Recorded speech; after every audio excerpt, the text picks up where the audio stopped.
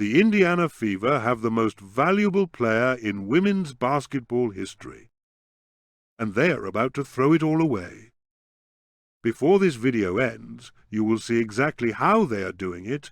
WHY it threatens the entire WNBA, not just Indiana, and the one number that proves this is more serious than anyone is admitting publicly.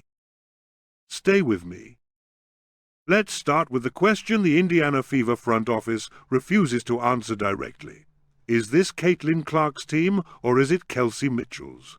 The 2024 season already answered it, with data. Indiana opened 2024 going 1-8. Mitchell led isolation possessions, low efficiency, no offensive rhythm, no identity. Then the Olympic break happened. Clark returned as the engine of the offense. Indiana went 5-1 in August. Same roster, same city, completely different team. And here is what gets overlooked.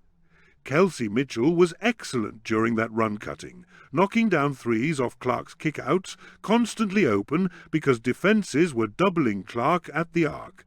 That is what Mitchell looks like when Clark controls the tempo.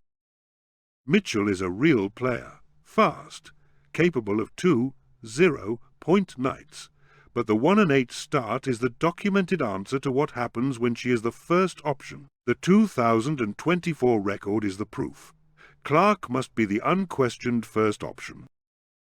And this is exactly why what the Fever are doing right now is so dangerous. Stay with me.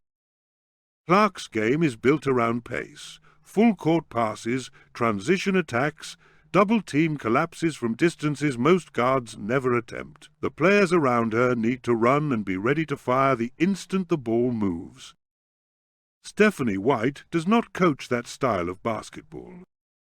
Steve Kerr built the entire Golden State Warriors system around what makes Steph Curry historically dangerous. He never asked Curry to post up or function in a slow offense. Stephanie White, by every observable indicator, would. And there is one comment she made on record, on camera, that tells you everything about her basketball philosophy. While coaching Dallas, White made on-air comments suggesting the offense moved better without Luka Doncic. She looked at one of the most gifted pass-first playmakers in NBA history and concluded the team was better without him. A coach who reaches that conclusion about Luka Doncic will reach the same conclusion about Caitlin Clark. Christy Sides had the blueprint. She pushed pace, spaced the floor, and built the entire offense around letting Clark make reads. The post-Olympic Fever was that system working perfectly. Sides was then replaced. That decision gets harder to justify with every passing month. There is a word that sounds like strategy and isn't: depth. Veteran depth from older, slower players does not make a fast-paced offense better. It makes it structurally impossible. The 2024 Fever had the right type of players around Clark movement, pace, space. The 2025 version has resumes on paper and real questions about execution on the court. The untouchable core is Clark, Aliyah Boston, and Lexi Hull. Boston provides interior toughness and the screening that unlocks Clark's pick and roll.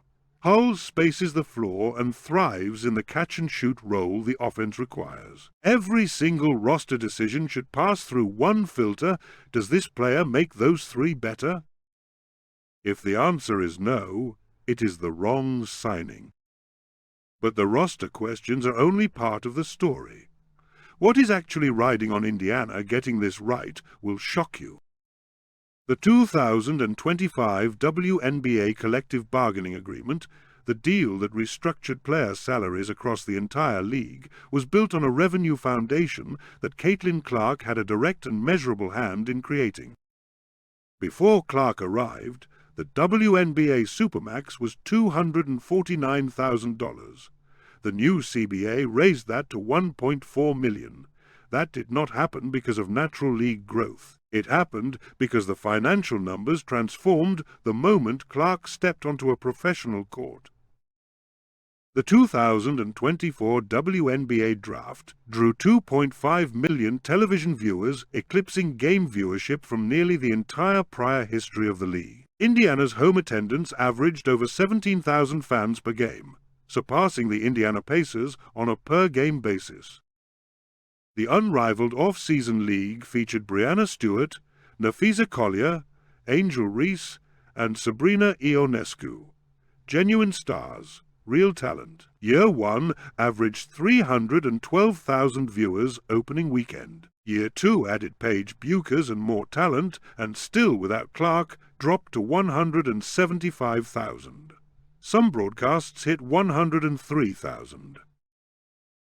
More star power, more resources, no Clark, fewer viewers. The data speaks without ambiguity. There are players on the Indiana FIBA roster more interested in being the star than in winning. That shows up in shot selection. It shows up in how the offense moves or refuses to move when Clark has the ball. Clark's performances internationally made her global reach undeniable. The crowds overseas responded the way they respond to once-in-a-generation talent. The FIBA organization watched the same reception the world watched, and then surrounded her with a system that constrains exactly what makes her special. Clark herself carries part of this. She is not a player who demands the ball publicly or forces accountability. She deferred to Christy Sides because that system worked. She will defer to Stephanie White in the same way. And in this situation, that deference will cost this team wins. If the FIBA misuse Clark and the product becomes unwatchable, ratings drop. When ratings drop on a CBA priced against Clark-driven growth, the financial model cracks. WNBA owners signed that deal expecting continued growth. A mismanaged FIBA reverses those projections for the entire league. If Clark sustains an injury inside a system that forces her into unnecessary isolation situations instead of running transition where she is most effective, the damage extends far beyond one season. And if Clark reaches free agency, having spent her prime years in a system built against her, she will leave.